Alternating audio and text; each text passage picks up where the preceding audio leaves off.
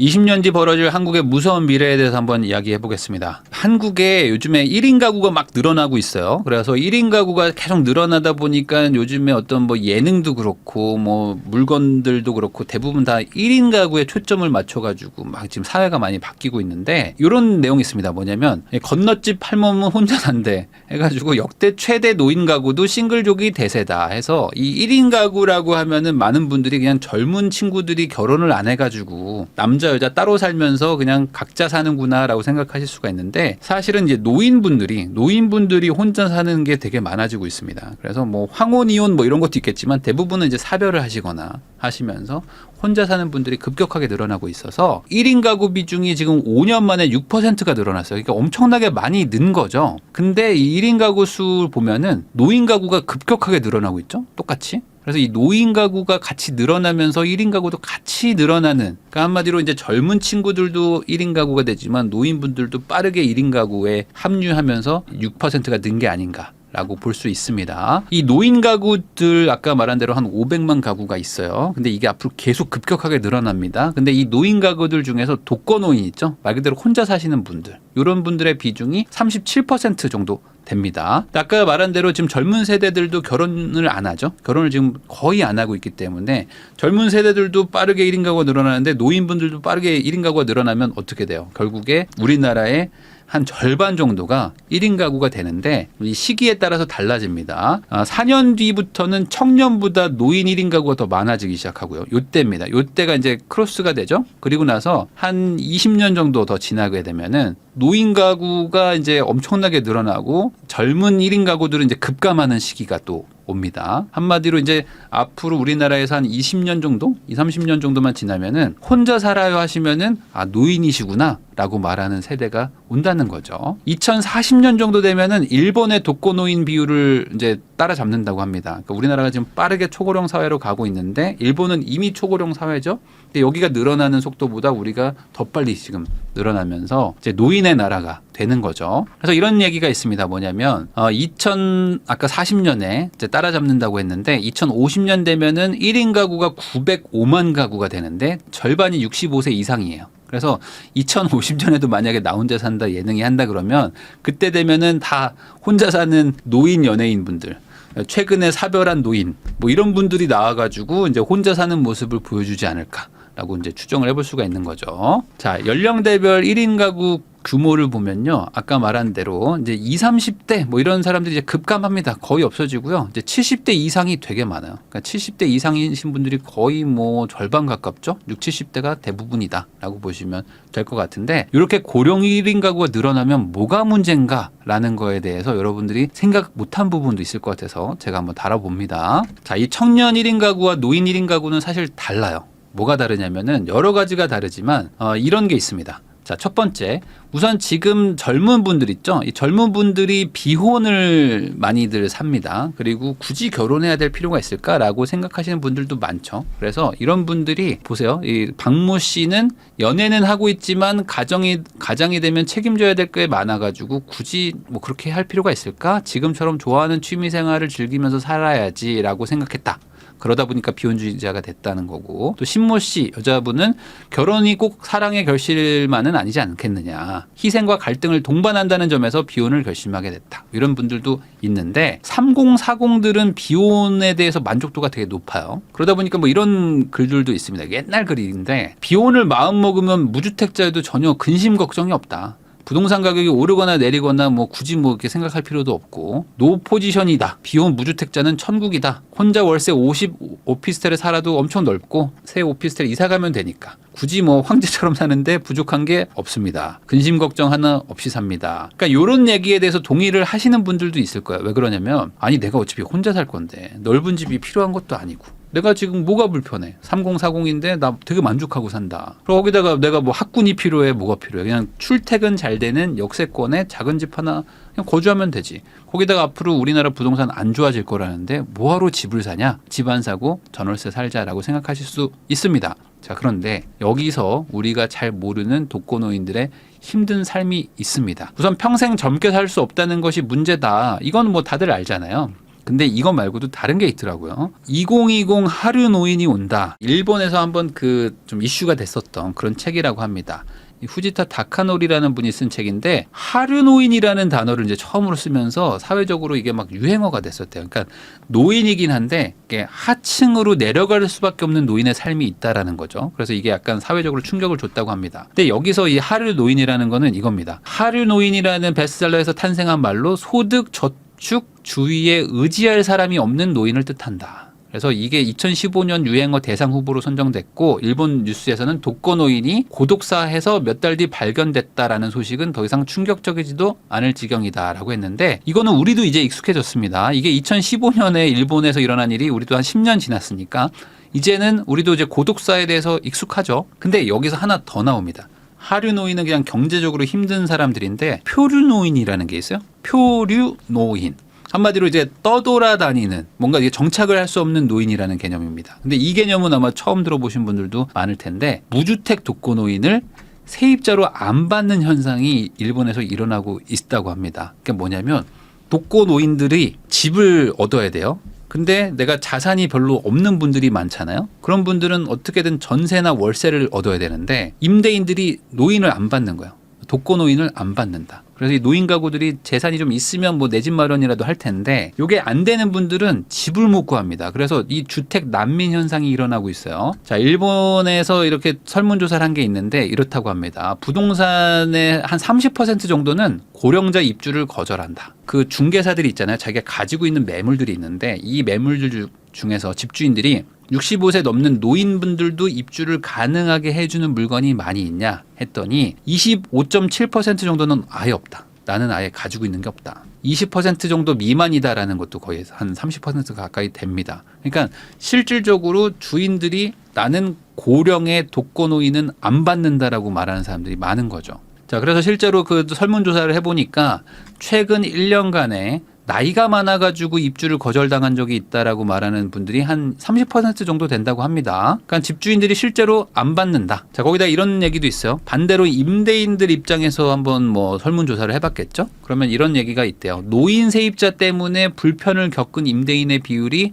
60% 가까이 된다는 겁니다. 가장 많은 게 이제 고독사인 거죠. 고독사에 의한 사고 물건화. 그러니까 일본은 그 안에서 사람이 죽거나 그러면은 이게 사고 물건이라고 해가지고 이거를 이제 다음 세입자를 구할 때 공지를 좀 해야 된다고 합니다. 그러면 이제 여기 사람 죽은 집이다 이러면 당연히 좀 싫겠죠. 그래서 이제 사람을 잘 못 구한다고 합니다. 월세를 막 되게 싸게 내줘야 된다거나 그런 어떤 경제적인 타격이 오는 것도 있고 거기다가 이제 집세를 체납하는 경우들도 있대요. 아무래도 이제 독거노인이고 이제 고령이고 하시면은 돈이 부족하겠죠. 내기 싫어서가 아니라 돈이 없어서 못 내는 걸 어떻게 해. 거기다가 이제 사후 처리 문제들이 막 생기는 거죠. 근데 이분들의 어떤 경제력도 좀 부족하고 보통은 이제 뭐 부부라든지 자식이 있으면은 뭐 그 사람들한테 어떻게 달라고라도 할 텐데 이분들은 이제 그런 것도 안 되다 보니까 아예 안 받아야 되겠다라는 생각들을 하는 거죠. 그래서 이 고독사라는 거는 우리나라도 이제 익숙하다고 그러잖아요. 그래서 이제 경매를 해보신 분들 중에는 이제 조금 저렴한 집들 그런 저렴한 집을 빌라 낙찰받은 경험들이 있는 분들이 있습니다. 이런 분들이 많이는 아니고 뭐 한 5% 정도, 5% 안팎으로 아마 경험을 하실 텐데 낙찰을 받고 이제 들어가 봤더니 고령자 독거노인 분들이 사시는 경우가 있어요. 근데 이분들이 치매가 걸려 있는 경우도 있고 아니면은 건강이 너무 안 좋으셔가지고 어떻게 명도를 할 수 없는 상황 이런 상황에 빠지는 경우들도 있습니다. 그 집을 경매 낙찰받고 들어갔더니 이제 고독사를 하셔가지고 부랴부랴 뭐 집을 치우는 경우들도 생기는데 그러면 이거 어떻게 하지 했더니 이제 가족이 없어요. 연고도 없고 이런 분들이 막 나오는 거죠. 근데 일본도 마찬가지 아니겠어요? 그래서 이제 고독사를 하는 경우에는 보증금이 있으면 모르겠지만 뭐 대부분 이제 집주인이 뭐 비용 부담을 좀 해야 될 거고 거기다 이제 사고 매물로 분류가 되면서 아까 말한 대로 이제 다음 세입자를 받기가 어렵게 되는 상황이 온다. 더 문제는 거는 이제 1인 세입자다 보니까 이분이 이제 치매에 만약에 걸리게 되면은 이 치매에 걸린 노인을 케어할 방법이 없는 거죠. 나는 그냥 세입자를 받은 거지. 내가 뭐 요양원을 하는 게 아니잖아요. 근데 이분이 치매에 걸렸어요. 그래서 갑자기 막 옆집을 막 뭐 두드린다든지 아니면 뭐 어떤 막 뭐 일이 막 생겨. 그러면 이제 민원들도 많아지겠죠. 근데 그럼 집주인한테 막 다들 따진단 말이지. 그럼 이 임대인도 아니 뭐 우리 가족도 아니고 뭐 이걸 어떡하냐고라고 이제 할 수도 있고. 거기다 이분을 어디 보내려니까 알아볼 것들도 많고 하니까 이게 점점 더 임대인들이 좀 꺼릴 수밖에 없다는 겁니다. 그래서 지금 3040인 사람들 입장에서는 그냥 혼자 살고 뭐 독거노인으로 살면 되지라고 생각하실 수도 있는데 이게 실질적으로 그렇게 현실로 다가온 일본에서는 이분들이 어찌 보면 되게 애물단지가 돼버린 상황이라고 볼 수도 있는 거죠. 일본은 이렇게 이제 2층 집으로 돼 있는 요거 영화 같은 데 보면 많이 나오는데 이런 데가 아파트라고 불러가지고 선호도가 떨어지는 주택들이래요. 옆집도 있고 뭐 일본은 단독주택 좋아하니까 그래서 이런 데 이제 노인분들이 많이 사는데 아무래도 이제 주거 환경이나 이런 데가 좀 안 좋은 그리고 뭔가 인프라가 안 좋은 곳들로 좀 밀려나고 있다. 특히 독거노인의 경우. 그러다 보니까 이제 이 분들이 이제 일본도 노인이 많으니까 어떻게 하겠습니까? 우리를 위한 임대주택을 지어달라고 많이 얘기를 할 거 아니에요. 그래서 일본 정부도 고민을 하겠죠? 이 사람들을 어딘가에 이제 그 수용을 해야 되는데 뭐 이분들이 뭐 집도 없고 근데 그렇다고 뭐 노숙을 하게 할 수도 없고 그래서 이걸 임대주택을 지어야 되나 했는데 일본도 지금 노인이 워낙 많으니까 뭐 복지 예산부터 해가지고 돈 들어가는 게 많잖아요. 그러다 보니까 여기서 집을 짓는다? 이게 쉽지가 않다. 예산도 없고. 그래가지고 지금 일본 기준입니다. 임대주택 중에서 65세 이상 입주할 수 있는 주택 비율이 5% 정도라고 합니다. 노인들을 받는 게 쉽지 않은 거죠. 자, 근데 더 문제가 있습니다. 뭐냐면 2030들 있잖아요. 2030들 중에서 노인주택 난민 문제가 심각하다는 걸 아시나요? 라고 이제 뭐 어떤 설문조사를 했나 봐요. 근데 60%가 그런 일이 있어요? 라고 했답니다. 아마 이 영상 보시는 분들 중에 저런 일이 있다고? 라고 처음 하신 분들도 많을 겁니다. 아니 그냥 젊을 때처럼 그냥 혼자 살면 되는 거 아닌가? 내가 60살이 넘었다고 해서 내가 뭐가 문제인데? 라고 생각하실 수도 있지만 임대인이나 이렇게 입장을 좀 바꿔놓고 생각해 보면은 나를 굳이 왜 받아야 되지? 다른 사람을 받아도 되는데? 라고 생각할 수도 있는 거죠. 나랑 상관없다고 생각하는 사람이 사실은 많을 수밖에 없어요. 왜냐면 내가 아직 안 가본 일이니까. 그래서 왜 집주인들이 나한테 집을 안 빌려주지? 라는 생각이 드실 수도 있어요. 청년 세대는 이해가 안 될 수 있다. 그렇지만 이제 내가 노인이 됐을 때 그리고 나만 노인이 되는 게 아니죠. 나뿐만 아니라 이제 많은 분들이 이제 독거노인으로 살게 됩니다. 이제 비혼율이 워낙 높으니까. 그렇게 되면은 그때 갔을 때 나보다 조금 더 경제력이 좋다거나 아니면 뭐 가족이 더 있다든지 뭔가 이렇게 막 따지고 들 거 아닙니까? 조금이라도 더 안전한 그러니까 임대인 입장에서는 조금 더 확실한 신분인 사람을 받으려고 할 테니까 그때부터 또 다른 경쟁이 생기는 거죠.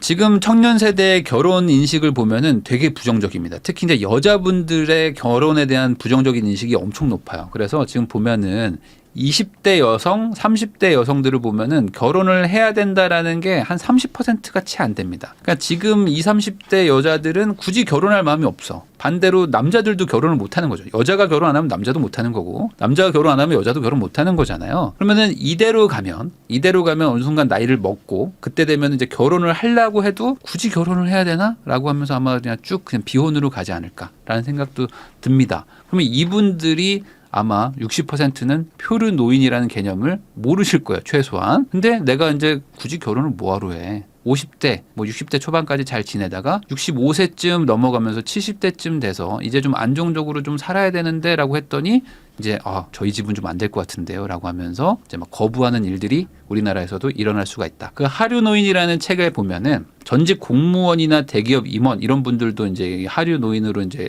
내려가게 되는데 그런 분들이 공통적으로 얘기하는 게 내가 이렇게 될 줄 몰랐다. 라고 그렇게 말씀을 한다고 합니다. 한마디로 뭐 원해서 된 사람들이 어디 있겠어요. 살다 보면은 어떤 뭐 갑자기 병에 걸린다든지 상황이 갑자기 막 꼬인다든지 이러면서 급격하게 경제력이 안 좋아지는데 그 경제력을 회복하기에는 나이가 많은 거죠. 이런 기사도 있습니다. 한국인은 41세에 노동소득이 정점이 된다. 근데 요즘에는 결혼이 늦어지다 보니까 결혼하기 전에 이미 노동소득이 정점이야. 그래서 보통은 이제 요 40대 때 요 흑자 구간 때 열심히 둘이서 맞벌이를 해가지고 돈을 막 모읍니다. 돈을 모아가지고 돈도 불리고 어떻게 막 자산도 이렇게 사고 해가지고 어떻게든 막 살아요. 그래가지고 60대 넘어가지고 둘이서 의지해 가면서 이 적자폭을 최소화해 가면서 사는 게 어찌 보면은 우리의 일반적인 삶인데 지금 이제 결혼이 점점 늦어지다 보니까 이 흑자 구간에서도 사실은 돈을 많이들 씁니다. 적자가 막 점점 더 늘어나겠죠. 거기다가 이제 흑자 구간은 짧아지고 다시 적자가 시작되다 보니까 어찌 보면은 가장 좋은 그 피크 타임에 이 각자 1인 가구로 살면서 즐길 거 즐기고 살자. 라는 마인드로 살다 보면은 나중에 합치기도 어렵고 그냥 이대로 가다가 나중에 이제 경제적으로 조금 더 힘든 독거노인의 삶을 살게 될 수도 있는 거죠. 자, 그럼 여기서 이제 이런 의문이 드실 겁니다. 아니, 돈 벌어가지고 원룸 하나 사면 되는 거 아니냐라고 생각하실 수도 있는데, 이렇게 한번 생각을 해보셔야 돼요. 지금은 젊은 친구들이 이제 좀 적고, 그 다음에 이제 노인분들이 이제 늘어나고 있는 추세입니다. 그러다 보면은 나중에 내가 사야지. 근데 내가 한 5, 60대쯤 돼가지고 그때 가서 집값 다 빠졌을 때 그때 사야 되겠다라고 생각하면 어떤 일이 일어날까요? 그때 되면은 노인들이 많잖아요. 내 경쟁자들이 다 노인이야. 그러면 이런 사람들이 결국에 살기 좋은, 노인이 살기 좋은 인프라가 있는 동네로 갈 거 아닙니까? 그럼 거기는 또 비싸지겠죠. 뭐 닭이 먼저냐 달걀이 먼저냐의 싸움일 수도 있는데, 결국에 사람들이 생각하는 건 다 똑같다는 거예요. 그렇기 때문에 내가 언제 이거를 뭐 가지고 있냐, 뭐 어떻게 준비했느냐에 따라서 그때 가면 또 경쟁이 붙을 수가 있는 거죠. 그래서 노인이 살기 좋은 지역은 또 사람들이 몰리기 때문에 아까 말한 일본의 케이스처럼 뭔가 조금 거주성이 떨어진다거나 사람들이 조금 비선호하는 그런 종류로 독거노인들이 좀 밀려나는 경향이 보인다라는 겁니다. 역설적으로 1인 가구일수록 보호자도 필요합니다. 그리고 경제력이 정말 중요해지는 거예요. 그러니까 2인 가구나 뭐 이제 아이가 있거나 그러면은 조금이라도 의지할 때가 좀 생기는데, 뭐 나 혼자기 때문에 이제 부모님이 만약에 돌아가시게 되면은 정말 이제 나 혼자 사는 거죠. 1인 가구인 분들, 특히 이제 뭐 이렇게 서울에 자취하러 오신 분들, 이런 분들이 그 아플 때 있잖아요. 병원에 입원할 때 가장 요 보호자 걱정들을 합니다. 왜냐면 생각보다 보호자 구하는 게 쉽지가 않거든요. 그래서 병원에서 보호자가 누구세요? 그러는데 저희 친구요. 근데 이 친구가 그냥 잠깐 문병 오는 그런 개념이 아니에요. 보호자는 확실히 거기서 붙어 있어야 되는 겁니다. 그러니까 이 보호자도 구해야 되고, 거기다가 당연히 경제력도 내가 내 미래를 책임질 만큼 충분히 갖춰둬야 되겠죠. 그러니까 이 1인 가구일수록 보호자 경제력이 훨씬 더 중요해지는 상황이 옵니다. 자, 그러면 거기다 이런 생각을 하실 수가 있습니다. 앞으로 노인이 많아지기 때문에 국가가 노인들을 챙기지 않겠는가. 그러니까 내가 나중에 노인이 되면은 지금도 노인 복지들이 점점점 늘어나고 있는데 나도 챙김을 받을 수 있지 않을까? 라고 생각하실 수도 있는데, 내가 만약에 지금 노인이 됐어요. 그러면 그때 되면 정말 노인들이 정말 많겠죠. 정말 노인이 많아지고 젊은 아이들은 더 없겠죠. 만약에 지금처럼 이제 국가가 이 시나리오대로 간다 그러면은 예산이 없을 거 아닙니까? 그럼 이 예산이 없을 때 과연 나를 챙겨줄 수 있을까? 아까 말한 대로 임대주택 같은 거 지으면 되는데 돈이 없기 때문에 못 짓는 걸 거 아니에요. 그러니까 지금 해주는 노인 복지가 내가 정말, 뭐 저도 마찬가지지만 저도 이제 뭐 한 20, 30년 지나가지고 70대 노인이 됐을 때 과연 내가 받을 수 있을까라고 생각하면은 그것도 또 막막해지기도 합니다. 그러니까 결국에 내 미래는 또 내가 챙겨야 되는 거예요. 그래서 평생 혼자 살아야겠다라고 마음을 먹으셨다면은 즐기면서 삽시다, 이게 아니라 노인이 돼도 살기 좋은 지역에 어떤 집을 하나 가지고 있을 필요가 있겠다라고 역설적으로 생각을 하셔야 되고, 또 노인이 됐을 때 내가 갑자기 뭐 어떤 소득이 급격하게 줄어들 수도 있고, 아니면 내가 그때 됐을 때 자산이 부족해서 경제력이 휘청거려 가지고 상황이 안 좋아질 수도 있기 때문에 뭐 배당을 받을 수 있는 어떤 뭐 자산을 가지고 있다든지, 뭐 수익형 부동산을 가지고 있다든지, 뭐 이게 국내가 좀 불안하면은 뭐 외국에 가지고 있다든지, 어찌됐든 간에 오히려 지금 더 열심히 살아가지고 돈을 더 바짝 모아가지고 둘이서 모아서 하나의 가족으로 만들어서 그 노후 대비를 하는 사람들만큼 나는 혼자서 2명 몫을 해야 되니까 더 많이 아끼고 더 많이 공부해야 될 필요성이 있다는 것도 한번 생각해 볼 필요가 있는 거죠. 이 노후 불안할수록 유혹에 솔깃하다, 노인 맞춤형 금융교육이 절실하다, 이런 얘기가 있는데, 우리나라가 유독 이제 노인 소득 빈곤율이 높잖아요. 그러다 보니까 제가 이제 역삼동에 이제 지금 사무실이 있는데, 이 역삼동 쪽에 보면은 노인분들을 대상으로 많이 하는데 다단계 업체들이 정말 많습니다. 그래서 이 선능력, 뭐 역삼역 이런 데 회사 있는 분들은 아실 거예요.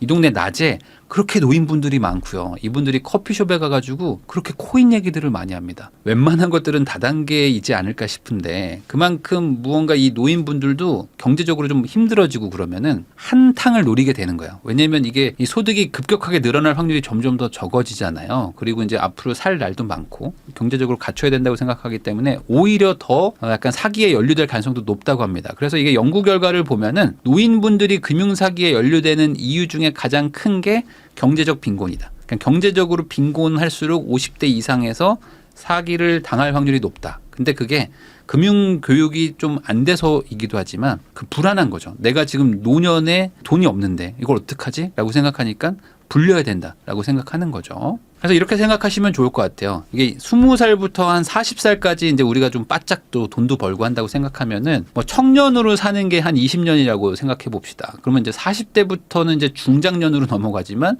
이때부터는 이제 노인으로 굳이 이렇게 이분법으로 나눠 보면은 청년으로 한 20년 살고 노인으로도 한 2, 30년 삽니다. 그러니까 이제 어찌 보면은 워낙 평균 수명이 늘어났기 때문에 노인으로 사는 시간도 한 20년 넘게 돼요.